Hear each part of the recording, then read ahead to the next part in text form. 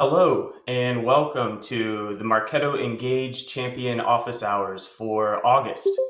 We've got a great group of panelists today, and we're pumped for an engaging session. We've got a lot of great questions to get through. If I could start by asking the panelists, or not the panelists, but the attendees to go off video. We're just going to have the panelists on video today. And um, let me get a thumbs up from one of our panelists if you guys can see my screen. Awesome. All right, well, let's get started. So the agenda for today, we're going to start with some introductions. And I'll start by introducing myself. My name's John Charlesworth. I'm going to be your moderator today. I'm the Director of Marketing Operations at Narvar. Um, After introductions, we're going to go through some standard house rules and housekeeping notes that are a part of every mug. We'll talk about some upcoming Adobe opportunities for events and certifications, and then we'll jump right into our Q&A panel. So as I mentioned, my name is John. Great to be here today. I'm going to kick it over to Courtney and let Courtney introduce herself. Hi, thanks, John. I'm Courtney Tobe. I am a manager focusing on marketing technology and marketing automation at Deloitte Digital. I've been working in Marketo for about 8 years now. I'm a Marketo certified solutions architect. And now I'm really focusing on helping my clients do unique custom integrations and implementations of MarTech tools at their company. So excited to be here today. Thanks, Courtney. Max, you want to introduce yourself? Sure. My name is Max Maurier. I'm the Senior Director of Marketing Operations and Analytics at Druva. Um, that function kind of allows me to really bridge the gap between core business analytics and what my team does in marketing operations. I've been a Marketo user for probably 8 years as well. And really enjoyed the community and love events like this. I'm looking forward to it. Awesome, Corey. Yep. Hello. Hey, my name's Corey Bayless. I'm a 9-year veteran on enterprise level systems at AWS, multi-system admin, just a wealth of experience. Lots of experience, I think. How many instances of Marketo do you manage, Corey? Uh, 6. Awesome. Evan, last one up. Hey y'all, Evan Kubitschek here. I'm the Senior Manager of Marketing Operations focused on platform ops at Pendo, and I have been in Marketo for going on 7 years now. Awesome. And I'm in Raleigh as well, so Pendo is in my backyard. It's been crazy watching you guys grow over the past few years. Some upcoming opportunities. So you're all on this call right now, so I assume everybody is a part of the mug chapter, but definitely share this champion mug with any employees or coworkers, that you work with, or anybody else in the community. We love seeing new people join. Mugs.marketo.com. And that leads me into a few of the topics that we're going to be discussing today. We got a lot of great questions submitted, which we appreciate. There were a bunch of integrations and web services related questions, everything from the REST API to webhooks to integrations, especially around the CRM, optimizing bidirectional sync, even integrating with multiple CRMs. We've got topics on email and engagement programs, marketing operations, strategy, and execution. And then there were a few intent and ABM conversations too. How can you maximize intent data? What vendors do we recommend? And then also some potential roadblocks to watch out for.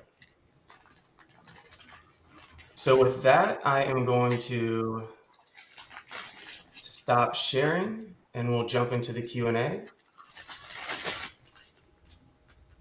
So the first question that we'll start with is in the email category. So the submitter had asked, what are some best practices for structuring successful nurture campaigns? And I'm going to kick this one over to Max. Sure. So first of all, there's some ways that I'm sure the definition of a nurture probably changes depending on your company to start with. So it's important to understand what your stakeholder, what your leadership is looking for when they actually use the term nurture. I've had, stakeholders use the term nurture for like a 2 email send program. To me, not a nurture. A lot of what we do in marketing is nurturing, but not what we would necessarily refer to as a nurture. I'm a fan of using engagement program types for nurtures. That's how I learned to do it. That still seems like it makes the most sense to me if you're trying to schedule, sends, on a certain cadence on a weekly basis. Be able to easily turn the whole program on or off as needed. Within that, you can decide to set up your emails, in one way or another. Use smart campaigns versus directly put your email into a program. But I think, the most important thing is understanding, like, not just, okay, you figured out what your leadership means by nurture, okay, this is how I'm going to structure it operationally, but you have to understand then what the objective of the nurture actually is at the end, because that will help you understand, like, okay, how does content need to get organized? Is this a situation where we're going to have multiple streams and we need people to move through streams of an engagement program? Is this going to be, just one group of people with no clear cutoff in, phases of engagement? Like when I think about nurtures that we've worked through recently, we focus a lot on top, middle, bottom of funnel nurture engagement. So we have really clear cutoff points. We've designated that, once people reach certain engagement thresholds or engage with certain types of content categorized as top, middle, or bottom of funnel, they then progress to the next phase of the nurture program. And so that's one kind of simple, I guess, straightforward example of having a super clear cutoff point if you're planning to kind of have a progression like that. But it's not always that complicated. Sometimes it's just 2 cuts. Sometimes I've seen nurture programs with like 16 different streams that people bounce between, and it can get totally insane. But I would just say that nurtures take a lot of work. As a team manager, I'm often finding myself saying no to nurture programs more than yes. It takes a lot of work. People need to make sure it's even going to fit into their email calendar. Um, you know, I've just straight up turned off nurtures because, we're getting asked to redo content over and over and over again, and our emails never actually go out because ad hoc emails get scheduled instead. And so I think, the main message for me around nurture is understand what the stakeholder actually means, understand the end result. That will help you determine the program type and the structure of your nurture.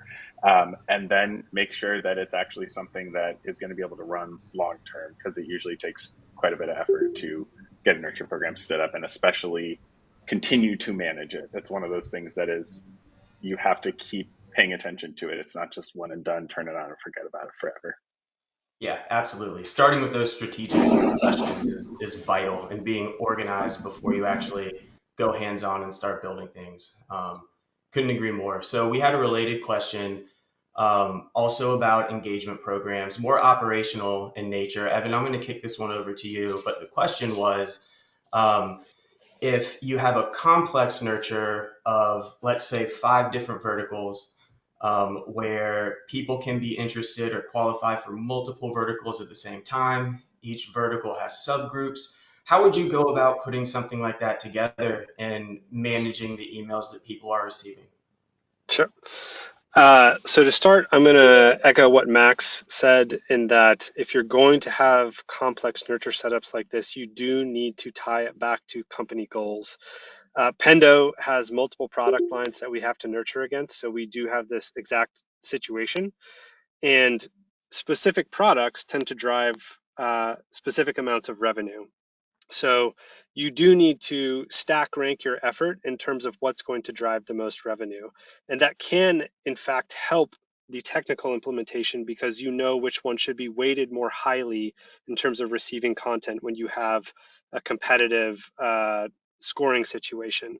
So if we're talking about the actual technical implementation, I think there's a couple things that you can address. First, are you giving your prospects the opportunity to subscribe to what they are interested in? So of those 5 verticals, are those 5 verticals captured in your preference center? Can people self-select what content they'd like to receive? We always like to start there. We give them the option to self-select what they want to see, and then we can inform that with vertical level scoring, product level scoring, and offer complementary content from there. What are your assignment criteria? So are you going to use some sort of product or vertical level scoring model in which that's how you're going to determine precedence for those different nurture streams? Or are you going to use something more related to recency? Are you going to target them with the most recent vertical content that they consume? So that's a decision that I think you have to make up front before you start to build your program. And then I think the last piece here is you want to build a traffic director, a traffic cop. And so this is the path that we pursued. We do have 5 dedicated, well, not 5, but we have a similar number of dedicated engagement programs for each specific product. We do have dedicated scoring programs for each product. And as those scores wax and wane, we pause them in one nurture and move them to another. And each of those nurtures, to Max's point, is going to have top of funnel, middle of funnel, bottom of funnel content. So I think you're going to first determine which of the verticals gets the most precedence in terms of how you build your scoring model. Make sure it's built into your preference center so people can self-select. That's hugely helpful. It helps with the complexity of the scoring you're trying to do. And then determine recency of interest or an aggregated vertical score, and you can build from there. And so that's the kind of the technical implementation. I think from a content perspective, one thing that we have found has been valuable is using segmentation to drive dynamic content. So if you have something that can help you drive complementary assets, if they have multiple interests or scores are very close, you can deliver a complementary asset in a secondary vertical onto what you're already delivering with their primary vertical. So that's from the content perspective, but I think this question was more technical in nature. So hopefully that answered the question for the asker. Yeah, I think it did. A lot of great insight there, and I'll give a +1 to dynamic content for potentially handling things like a subtrack within a stream. Um, I think that's a great approach. I know traffic cop programs. There's a lot of different strategies for how to manage which engagement programs people are, members of at any given time. So, is there anybody else on the panel that would like to weigh in on maybe a traffic cop program or a strategy that they've adopted in the past or currently? I could say one thing would be have a graduation, have a success of like what do I get the customer to um, the final stages, and then I can kind of conclude based off of more of a volume game for us. But as long as you have the data moving in the right direction, then you can basically take it to the next steps, next stages, and you have a lot more control over it. 100%. So let's change subjects. Let's switch gears to a strategy related question. Courtney, I'm going to kick this one over to you. So, how would you go about creating a campaign ops center of excellence? Yeah, great question. The COE program is something that if you really get your program stood up in a way where you're really optimizing tokens, it'll be a big game changer for everyone building programs in your instance. The way I've always sort of started building out a COE is identifying the core channels that you want to orchestrate out of Marketo. So are you wanting to send direct mail? You're wanting to run event registration through Marketo, email, list out all of the channels, start to identify your success steps. So what indicates a success, and then start to like list out all the different assets that you want to include as well. So for an event program, for example, how many emails do you want to send out? You obviously want to send an initial invitation. You want an automated responder when someone registers to send them the information for the event. You want to do a reminder email or two. So start to document all of those as well. And then once you have a list of all the different assets, so emails and landing pages that you want to build out for each individual program, you can start to identify opportunities where you can use my tokens within a program to optimize the build, because my tokens are like the biggest game changer, I think, with just day-to-day campaign builds. If you can pretty much tokenize your entire, and I keep talking about the event program, but if you can pretty much tokenize all of those assets, you only really have to go in, enter the information in one place, and it will cascade down.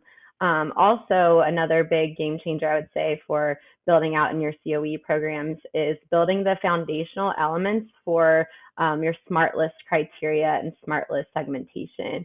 If you know that you're a US-based company and you want to automatically exclude everyone in EU, add that into your COE programs. Go ahead and add in the logic for opt-out so you don't have any oops moments where someone who's new to Marketo accidentally forgets to drag that into their smart list.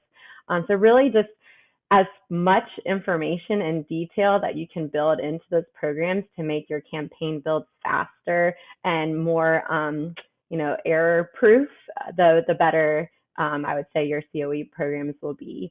So that's really the way I would approach it. Would love to hear from anyone else on the panel a different approach or anything I forgot to add in.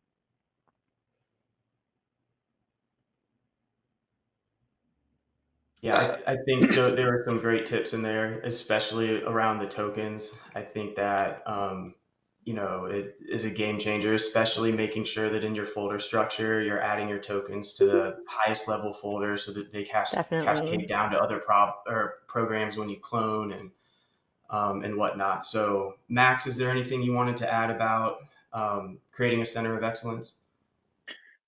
I think Courtney hit like the two biggest nails on the head there, around, first of all, templatization and documentation. Like for us are the two key components, and not just internal documentation for your marketing operations team to like reduce error, but external documentation. Courtney, you mentioned like you know essentially having your program templates set up in a way to avoid that error, preset your tokens, Right. preset your smart campaign structure, your email criteria, etc. Um, and then if you can translate that into, documentation and essentially input templates for your stakeholders, I think probably a lot of us do this in a pretty rudimentary way, which is just like, a Word document or a Google Doc or something like that. That's just, okay, I know what all my programs are, or my tokens are that I'm going to need for my stakeholder. You have to give me this in order to get this done. It significantly reduces error. I would also just say though, like the concept of a center of excellence may, depending on your org, be broader than marketing ops specific. Like they may be expecting Definitely. you to be a center of excellence in the sense of getting embedded in other teams working like more closely with IT or with, your product team or something like that. So again, just the theme for me today seems to be just like clarifying the definition too upfront from whoever's asking, if they're saying, hey, we need you to become a center of excellence. And I think one thing I did forget to add as well is just making sure you really drive the adoption of it. The Center of Excellence programs within Marketo are supposed to make your team's lives easier, supposed to cut down build time and eliminate error, as I said before. So if you really require that, like that is always the first step. Identify what type of program you're building, clone from your Center of Excellence program, and then add on to it from there. I think that will really help like drive adoption across the board. 100%. Yeah. And when you're on a decentralized team and you've got multiple people, in your instance, definitely critical, Definitely. especially documentation. So let's switch gears again. We have an API question. So for someone who hasn't leveraged the API for bulk updates, what advice would you have for getting started? And I think the specific use case was around bulk updating program tags. Corey, I'll pass this one off to you. Okay. Cool. So, the API is many wonderful things. My first recommendation is if you're even thinking about using the API, get familiar with how you authenticate into Marketo with very simple calls. Um, JEP's library is one that I always recommend for starters. It's very easy to basically download Python, go into PyCharm, run your first call, download the library, start there. And then once you have that set up, um, then the thing that you need to realize about Marketo is that everything that is identifying in Marketo is the ID of the asset. So for tags, where are tags located? Tags are located in the program and the settings, right? And so if you use metadata such as tags, and you set them up in your admin instance of for this vertical, these are the tags that I'm going to be using. Language, English, or vertical or product, or however you want to tag metadata into the program, you can then retrieve that data later, which is why it's useful. And so then when you understand that, and let's say that you built that perfect scenario where you use meta tags and you need to learn what tags you're using, you can use get and post methods that are available in the API. So you can get by a key value pair dictionary in your particular call to say, I want to get all programs that have tags language and then English, right? Right. So if you did it right and all of your programs were in English, that should return all of the program IDs of those tags. That's important because then you can use those program IDs to start creating your library of program IDs that have the thing that you want to change. Once you have those IDs, now you can siphon them out of the JSON. I make it sound a little bit, it is complicated. I'm not going to say that this is like an easy process, but you siphon the data out of the JSON of the program tags that you're calling.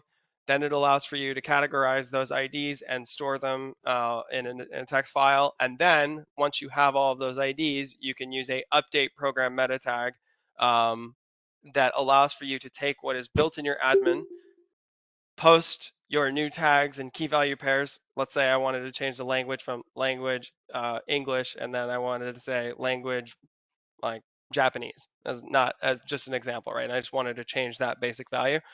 You're going to write your program into that program ID, which is basically a bunch of arguments that are provided in the endpoint that you can use with JEP.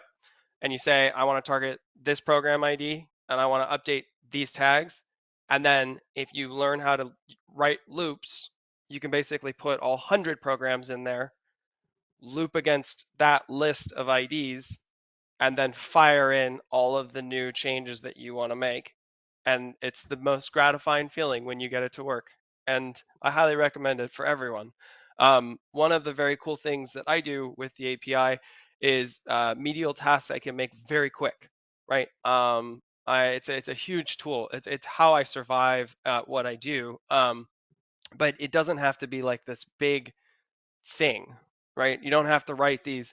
It's called batch scripting, right? There's total automation, and then there's kind of what you can do here, which is called batch scripting. And batch scripting is an excellent, excellent, excellent skill set to have when you're getting into Marketo. End-to-end understanding is the start to being like the most dynamic user in Marketo. And I think one of the biggest issues is, and I've always asked this question, how do you train the next super user in Marketo? How do you train the next admin? How do you do those things when resourcing, is difficult? And the answer to that is you come to these things, you learn from the experts, like you are. So happy to definitely talk about program tags and or API stuff all the time outside of this. But really, if you want to get started, I have a webinar that I've done. Watch the last 10 minutes. It'll teach you in 10 minutes how to set up, if you're in a Marketo instance, with Python, download PyCharm, download the library, authenticate into Marketo.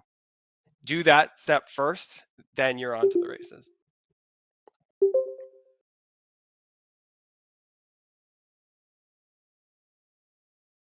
John, I think you're on mute. Thank you, Courtney. I appreciate that. Rookie mistake. Um, Corey, thank you. I appreciate your thoughts. We did have a question come in while you were talking. So, what should be our approach for pulling reports and stats from Marketo to other third-party tools or systems through the API? So, I can take a stab at it, and Corey, you can correct anything that I say that might be wrong. But I'm not an API power user, but I have taken advantage of Postman, which is a free tool to run a lot of GET and POST requests. And if you create an API user and a launch point connection, then you can set up an environment in Postman with the variables for client ID, client secret. You can do a GET request to authenticate, which is very well laid out in Marketo's documentation that Chris posted in the chat a few minutes ago. It'll walk you through how to do a GET request and authenticate, get a token. And then another great thing about the documentation is it has sample bodies that you can include for each endpoint. And you can start testing requests through Postman, whether those are GET or POST. And it's a great way to learn, especially if you have a sandbox. But I think that's one way that you could get started pretty quick and start to pull data and do with it what you need. Anything to add to that, Corey? Yeah. So with any type of exporting out of Marketo, always think of data as basically like just think of it as an Excel sheet. It's literally an Excel sheet with a whole bunch of data on it, and all the fields are like new columns, right? If you want to think about that. So why is that important? Well, all of your fields have names, and all of your fields basically have API names. And when you're trying to do anything with the API and with fields, extractions, ETLs, all the various things, if you understand how to authenticate and to know the API field names, then you can run any type of extraction that you want. And if those things are all aligned into the next system that you're trying to send things to, creating good connectivity, like with your Tableaus or with your Power BIs, now when I talk about data orchestration, that is like a subset of like what that actually means. It means synchronized fields across all of your systems so that you don't have ones that stored only this piece of data, Salesforce only stores this piece of data, Tableau doesn't have this piece of data. If you make all of that available and you understand that architecture, oh my God, you can build super systems. It's really cool. Awesome. So I'm going to switch gears again. We're going to go to an integrations related question. The submitter asked, how can we better optimize the Marketo instance in terms of bidirectional sync? Courtney, would you like to take this one? Yeah, sure. So not exactly sure like what type of optimization the person asking the question was wanting me to go in here. So I'm just going to go in terms of like CRM integration. I think one of the best differentiators of a tool like Marketo is really being able to help drive lead management and help you manage your lead lifecycle and identify where your leads are in each stage of the funnel. And so if you think about a CRM integration, how it really works with Marketo, a lot of it is helping manage that process. So when you're looking at the integration that you have set up at your organization, I would start to try and think through what is it that you're wanting Marketo to do? Are you wanting Marketo to help pass over MQLs and hand them over to sales? Are you wanting to be able to start to report on ROI and how your programs, marketing programs, are actually resulting in closed won opportunities and being able to measure that engagement and that activity data to those opportunities and really just start to ask, what is it you're wanting to accomplish? And I think it's some of the basic program setup steps that you can take within Marketo as well that can help pass that data back into your CRM to be more effective as well. So making sure you're syncing your Marketo programs to a Salesforce or Dynamics campaign, associating people to those programs, passing the program statuses and indicating what is a success from Marketo into your CRM as well. Even taking it a step further, if you're wanting to use like period costing to be able to start that conversation around revenue and return on investment, adding those period costs to your program, syncing it over to your campaign in your CRM platform so you can start to track that information. The other thing I think that's a great feature of especially the out-of-the-box integrations between Marketo and Dynamics and Salesforce is being able to actually trigger activities for your sales rep to follow up on. So being able to create a task as part of a flow step of a program. Someone raises their hand, they download an ebook, you want sales to call on them immediately. Go ahead and start taking advantage of that functionality, seeing how it works, getting that feedback from your sales team and see if it's helping them move your leads through the funnel. So that's sort of the way I would approach that optimization, looking at all the different objects, the fields that are available on those objects in your integration, and what are you and are you not taking advantage of that you could continue to add to over time. Yeah, great tip. And I think as well, especially maybe walking into a brand new Marketo instance, understanding what fields are syncing back and forth from Marketo to Salesforce, and anything that like isn't valuable that you could potentially hide from your sync user in Salesforce will optimize the sync, help not cause any backlogs. I think that can be a great tip as well. Evan, would you like to take a stab at talking through some best practices here? Sure. So we covered a little bit of some of my notes here. Depending on what situation you're walking into, if it's an integration that you're inheriting that you need to audit versus setting up a net new integration, I'm going to talk to Salesforce since it's the one that I've encountered throughout my career. But scope the integration in advance if you can. Meaning, what do you actually need access to in Marketo? To John's point, that you want to sync over. You do not need access to everything in the kitchen sink out of Salesforce. There's a lot of information in Salesforce that is not actionable in Marketo and should stay in Salesforce. It's only going to gum up your sync. So as an example, one thing that I like to do is work with sales systems, or if you are the Salesforce admin, if you have the keys to the castle there, do not by default expose net new fields to your sync user. Make sure there is some sort of audit process in place by sprint, by whatever release cadence you may have, but review whether or not it's actually something you would use in Marketo. So once you've established your core fields, make sure you audit any incoming net new fields before they make it into your system, because you can't delete them from the Marketo side. You can only hide them. So keeping kind of a firm rein on what gets into Marketo from Salesforce, really important. So again, when we're talking about the Salesforce sync, in my setup, if you're looking at the integration settings, what activities do you actually want to pass? When we're talking about activity on a record, the volume of email we send is not valuable to sales. So we don't actually push email activity to those records. Everything would get lost if you had an email open, email delivered, email clicked. Think about what's actually actionable for your sales team and what they want to see on the Salesforce record. So whatever activities you're passing, audit that and make sure it's valuable to your salespeople, because it can poison the well very quickly if you're passing too much noise.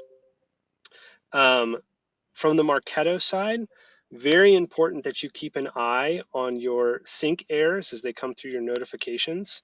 I have a morning routine where I evaluate if it's something that I can take action on. Sometimes it's bad information that we can't sync over. Examine the program, see if you're missing required fields to make it over to Salesforce. Additionally, it's great for monitoring if someone on the Salesforce side changes a field type or changes restricted pick list values. If you're dealing with Salesforce, you will learn to hate restricted pick list values because it breaks stuff all the time. But those notifications that come through on a daily basis, you can either consume them in Marketo or you can pump them into Slack, which is where I consume them. But definitely monitor those as part of kind of a daily routine. And then another thing that can be very valuable, since Marketo is priced on a per record basis in terms of the size of your database, setting up a custom sync filter into Salesforce Salesforce is our clearinghouse for all of our contact level data. But if they've opted out of communications or they are no longer available to us, sales might want to keep that historic information. We do not need to have it in Marketo. So setting up a custom sync filter where you keep them in Salesforce, but they don't sync back to Marketo can save you a lot of money over time. So explore that as well if you're seeing your database explode and you're looking at significant cost because of that. So second piece of this outside of Salesforce, when we're talking about launch point integration partners, the approach that I like to take here is one role, one user, one integration. In many instances, if you have a historic instance, you'll come across folks who have set up a single integration role and user and use it for 15 different services. It's impossible to diagnose what's going on if you're seeing errors if you don't have designated users per service. Do not use personal Gmails or personal emails for integrations. People leave, things change. I always like to spin up a dedicated email, and it's an API user. You're not actually using a real email address. I use Pendo.service API, and that's what I use for every single integration.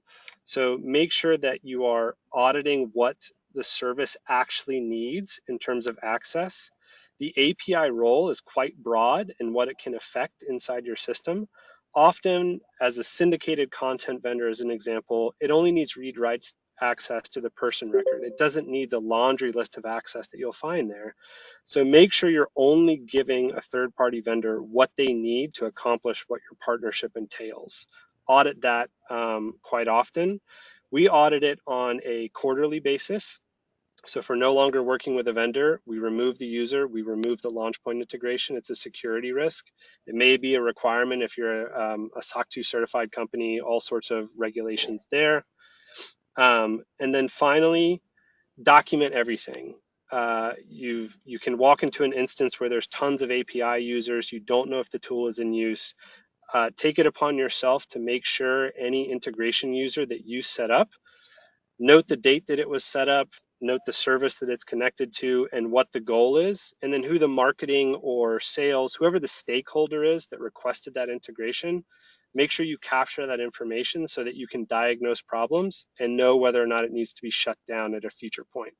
So lots of stuff to unpack there. Integrations can get pretty hairy, but that's what I would recommend.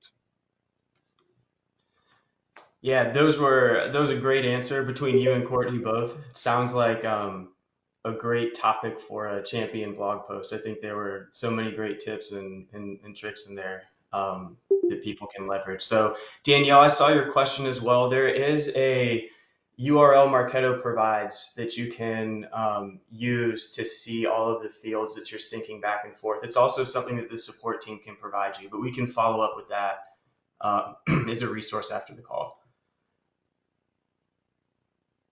So let's talk intent. So Max, I know your user group this month, or it might have been last month, had a great call, and intent was the main discussion point. So I'm going to kick this one over to you to start, and then also ask Corey to weigh in as well. So first of all, any tips to maximize intent data was the primary part of the question, but it also referenced any recommendations on vendors or just generally tips or hazards to watch out for as you start to shift to a more intent ABM approach. Yep, I don't know. This person used the exact phrasing that we used for our user group. So I'm not sure if you went to the user group. So I apologize if I reiterate a lot of what we talked about. But so again, back to my theme for the day, like align on intent and what you're trying to get out of it. There are really two primary subsets of intent. There's person level intent and there's account level intent. So a lot of like executives and things, they conflate that, and a lot of technology, most technology, I would say, when referring to intent, is usually focused on account level intent. There are specific vendors, usually those that require people to sign up individually for a service. I'm thinking things like TechTarget or like BrightTalk, which is owned by TechTarget now. services like that where people go for research, like maybe G2 Crowd's another example, where people go to compare and contrast or do research on their own. You have to sign up, log in, and then those services can provide person level intent data as they navigate through that platform. But a lot of vendors, I'm thinking like 6sense or Bombora or demand based to a certain extent. A lot of these tools do more than just intent, but typically when those platforms are talking about intent, they're referring to account intent. And so you need to make sure that whatever tool you are exploring for intent fills the need you're looking for, person or account. And then within that, there's also actually kind of before that, there's first party and third party intent. So all those services I just mentioned are third party intent vendors, basically providing you information about intent either at a person or account level in a third party setting, either usually elsewhere on the internet, essentially, right? Don't forget about your own first party intent, your website, your assets. Like that is the first place you should go to really kind of understand intent. But once you've determined kind of what type of intent you're trying to leverage, again, I just mentioned 4 or 5 tools out there. Understand how you want to use that in your marketing and your sales. I've found that,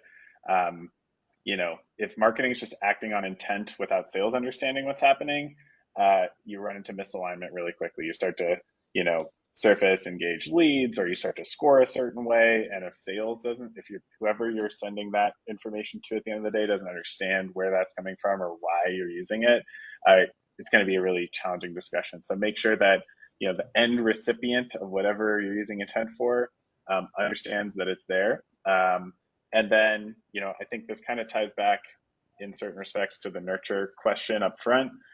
One of the ways that we maximize our intent is to have dedicated content for these particular nurture streams. So specifically, we leverage TechTarget for this because we want to be as specific to the person as possible for this use case. So TechTarget will pass us leads or contacts with particular intent information based on keywords that we've designated upfront. And based on those keyword groupings, we put those people into particular categories in our system and start to provide them content associated with those keywords and try and nurture them over time until they reach our success threshold, which I think Corey mentioned, Corey Evan, I forget who, and then surface them to the sellers. But we also make sure that whatever intent data we've ingested exists on the record for the sellers to see, so that they know why we even surface these people in the first place. So that's one example. Hopefully a couple vendors. If anyone else has any tips and tricks, I'd love to hear that too. Corey, would you like to weigh in? ABM's really tricky. It's everyone defines ABM as so many different things. But the one thing that I've noticed that remains constant with ABM is that the ability to pair leads and contacts together in a box that can be targeted is very, very critical for everything. Setting up segmentations, being able to create dynamic experiences. Depends on your tier 1, tier 2, tier 3, what your customer is, right? Who are you trying to target? What is the intent of what are you selling them? What do you want to sell them? What journey would you like to take them down? Well, ABM gives you the ability to do that, but at an account specific level.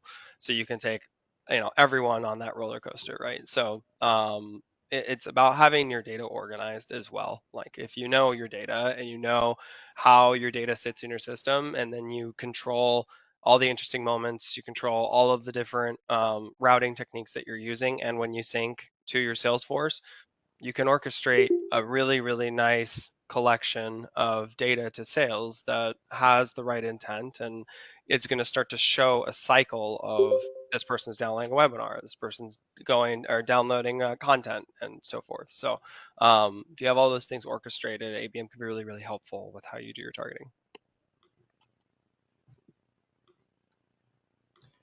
Awesome. So let's jump back to an integration related question. So Courtney, how would you handle syncing Marketo, excuse me, with with multiple CRM instances? This is one of my favorite topics because there's a couple different options here, and I would say it really depends, once again, on your business needs, how your business is sort of structured. Two options really to evaluate is one, you can use a middleware tool like a Workato or a MuleSoft or something to connect multiple CRM instances into one Marketo instance. I would say this is a great option if you're sort of a centralized marketing operations team, if you think you have the full scope of your MarTech stack already fleshed out for all of your businesses, so you're not a company that's acquiring new companies very often, because once you build it out this way, it's hard to continue to add to it. So if you go down this path, you're going to be using Marketo's workspaces and person partitions functionalities. I did this at my previous company. We had two business units. We had a buyer business unit and a supplier business unit and two CRM instances, and we built the custom sync completely via Workato. It worked great. We had a center of excellence or like global workspace as well to manage programs that were more data management related, such as opt-in, opt-outs, and also sort of manage programs that are web form submissions that we didn't really have a clear business unit defined yet. But you really had to take note of every single field you wanted to map in from both CRM instances. You had to basically custom build every single object and workflow you want to leverage for the integration. And so you need, if you go down this path, to have someone who's very technical within your team running day-to-day operations in case anything breaks, or as we sort of talked about before, any fields change. If a field changed on the Salesforce side and that team did not let us know, our entire day was spent trying to figure out what went wrong and how we could fix it to keep our sync up and running. So that's one option. Lots of cool things that you could do it, very custom things to even make it a little bit more robust, but very customized. The other option is to stand up multiple Marketo instances and integrate them directly with one CRM platform. By default, the out-of-the-box connector with Marketo and CRM platforms, you can only integrate into one. And once you turn that integration on, you can't switch it to another CRM platform. So I would say if you know your company could continue to onboard additional business units that might have their own CRM platform, or if your company is someone that continues to acquire new businesses that are going to have their own CRM platforms as well, and your company is not very fast at figuring out how to consolidate those CRM platforms and bring them into one, then the one-to-one route is probably more effective. If you're going to go down this route, I would say it's great if you're wanting to drive lead management, once again, because you are able to leverage the out-of-the-box functionality with mapping programs to campaigns and all of that. But you really would benefit from having a tool like OneTrust or something along those lines for your preference management, because that's one of the bigger things. If you have lots of different Marketo instances, which I'm sure Courtney can speak to how they're doing this at AWS, you have the same people can often end up in multiple instances, or preferences could be different in those instances. So really having a source of truth or how you're going to manage that data is very helpful in this approach. 100%. And I'll also call out one of our fellow Marketo champions, Brooke, actually presented on this topic in the last North American Mug Call about how she integrated, I think, a single Marketo instance into 4 separate CRMs managing 5 brands. And that would be a great resource to check out as well for whoever had asked this particular question. So before we take some questions live, I'm going to kick one more over to you, Max. So this is a question for a new Marketo user. What is the best advice that you have for somebody who's new that needed to be an expert yesterday? Yeah, I thought this was an interesting question, and I wanted to take it because I don't think there's a great answer to it. I think, the folks on this call, like we've all used Marketo for 8+ years from the sounds of it. I don't know how to do what Corey knows how to do. Like from I've never seen a way to just know how to use Marketo. Um, I think I work with a lot of stakeholders who think they know how to use Marketo, or who think because they've used it for 3 years in their capacity as a demand gen person that makes them, an expert. And really, the only answer to this question is you actually have to do it as your job, day after day after day after day for years. Now, there are incredibly helpful resources, and the fact that you're at this meeting is a good thing. Using the existing community has always been Marketo's like winning secret sauce, in my opinion. It's the reason I've honestly never used another marketing automation platform. I don't even have that context, because when I go out and I look, Marketo has the strongest, most supportive, helpful community out there. So becoming an expert yesterday, you're going to have to expose yourself to every aspect of the Marketo platform you can. You may not even be able to if your subscription doesn't contain it. So you really have to take the time to read all the documentation that you can get your hands on, talk to every single champion and user group leader and community member that you can. All those resources are out there. Like, we're all in a million different Slack channels about marketing ops, but like, everyone's incredibly helpful. Like, you have to humble yourself. You have to reach out and just straight up ask questions like, what is this? How does it work? Are there examples? Use the community itself and the docs there. People write blog posts that are fantastic. People include screenshots of how things are supposed to work, but you have to use it, and you have to read the docs, and you have to talk to the people, and there's no way you can do that yesterday. You have to, it's going to take time. I would say that I didn't feel like an expert in Marketo until year 3 of using the tool every single day as my career. So it took a while. Yeah, I would agree. I would say it really started to click for me around year 3. Definitely takes a little bit of time, and it takes, being involved every day. But I also couldn't agree more about the community. I think that, joining calls like this, definitely reading through the Marketing Nation forums, and, chances are if you have a question, somebody else has already had it and there's already an answer to it floating around there somewhere. Google is your best friend, but the Marketing Nation forums, um, Max mentioned there's a variety of different like Slack discords or Slack groups for the marketing operations community, and don't be afraid to jump in there and ask questions. I'm, it's, I'm never surprised by how supportive the community is, and, the different problems and challenges that other people share and that they're willing to help you with. Um, Another thing I would add on is just not being afraid to jump into the platform and try things yourself. Like exactly what Corey was saying with the API. Like that is how I got to where I'm in Marketo. Like pulling up a product doc. Okay, this is something new and different I've never done before.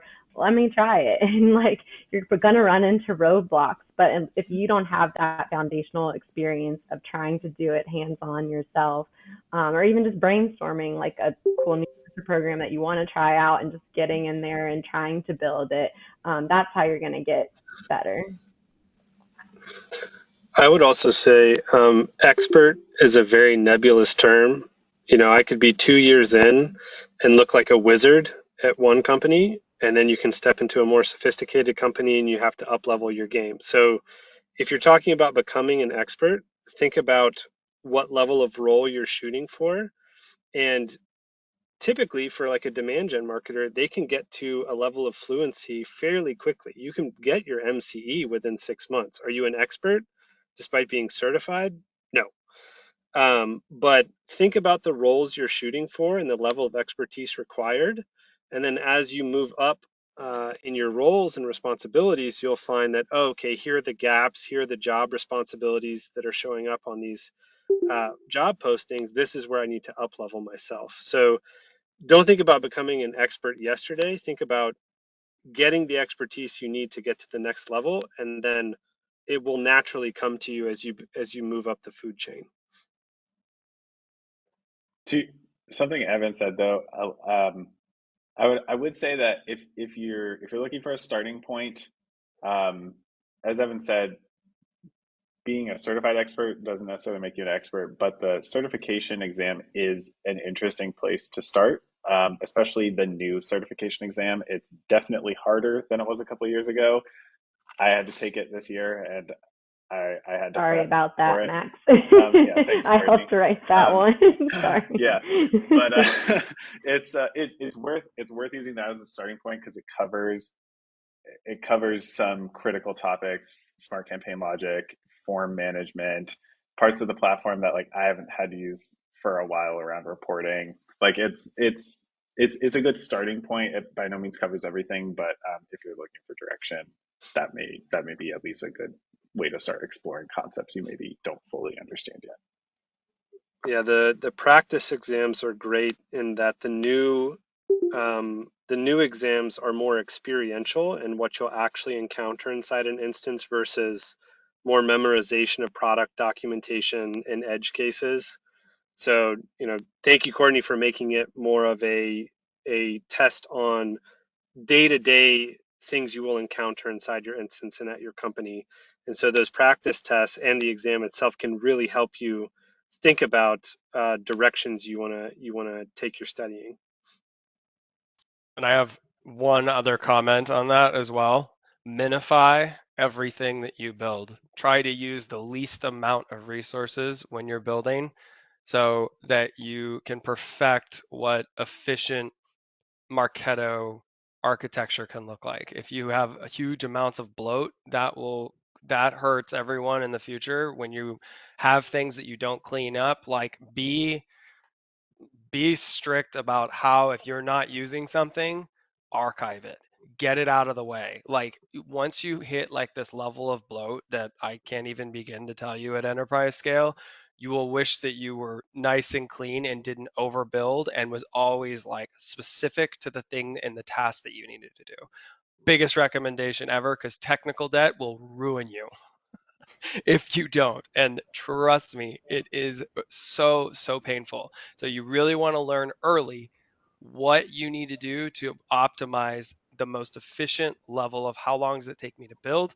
How long does it take me to set up new architecture? What do I need to do? And when you build a new field, be prescriptive of why you're building it, because like Evan said, you cannot hide these things. There are certain levels that like if you get stuck, you will have some issues that you have to deal with, and it's really daunting to fix. So yes, learn that too. All right, well, we have about a minute or two left. If anybody does have a burning question, feel free to come off mute and ask or turn your video on. Um, feel free to interrupt me. I'm scanning through the chat right now. I do see a couple of questions. There was one about reporting on interesting moments on the Salesforce side. If you haven't already installed the MSI package in Salesforce yet, definitely do that. It'll make some fields available, a variety of different fields for interesting moments, dates, and descriptions that you can use in your Salesforce reports. So definitely look into the Salesforce package. There was a question about period costs. You can update them at any time in the setup tab of your program. And yeah, there were a variety of other questions that we'll make sure that we post resources for in the slides. But with that said, I appreciate everybody joining today. We are going to share the slides out after the call. And we look forward to seeing everybody at the next office hours next month in September. Thanks again. Thank you.